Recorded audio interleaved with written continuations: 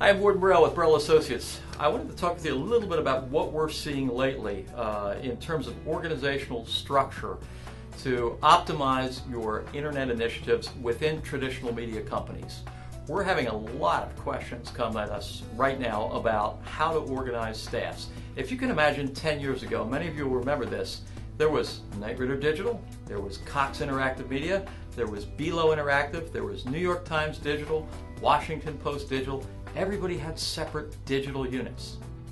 And then what happened to them? Around 2005 and 2006, they all succumbed, I think, to political pressure and got folded back into their organizations, and everybody had this convergence mantra.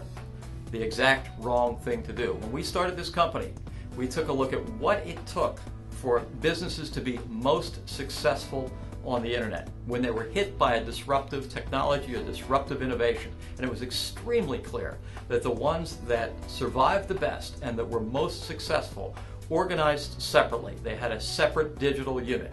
It's a little more complicated than that. You can't just have a separate digital unit and allow it to freely compete with the existing or incumbent organization. So what we're seeing right now is, first of all, most companies are organized under what is basically an integrated approach.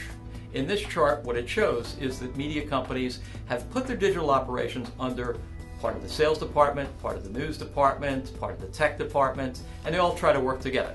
What you get when you have that organizational structure is the cramming phenomenon.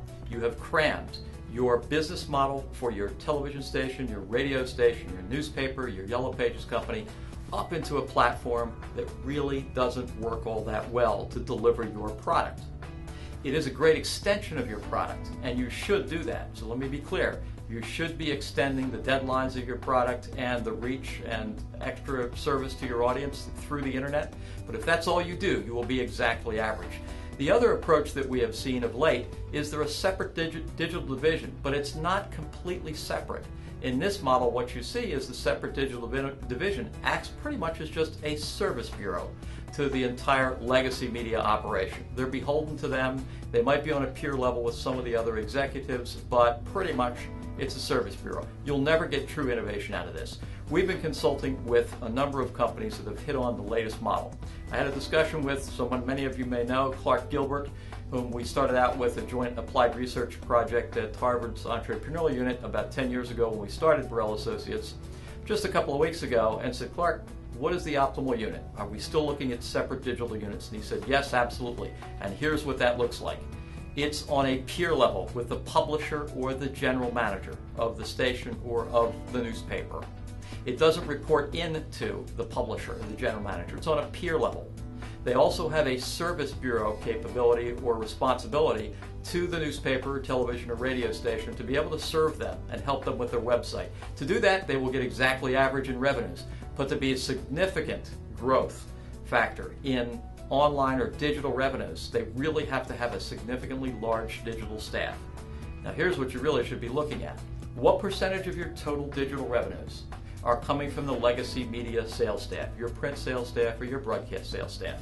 If it's 100%, you haven't grown a new business. You can only do that with a separate sales force. The benchmarks that Clark told me is happening at KSL, and we're seeing at other companies as well, is that initially it's 100%. A year ago when he came on board, it was 70% of all digital revenues came from the existing staff.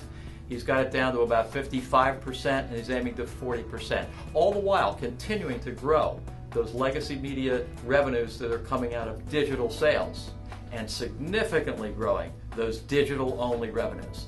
This is the organizational structure that we believe is going to be the structure of the future. It should be in place right now or very quickly if you really want to seize the space, particularly with mobile coming along being yet another disruptor.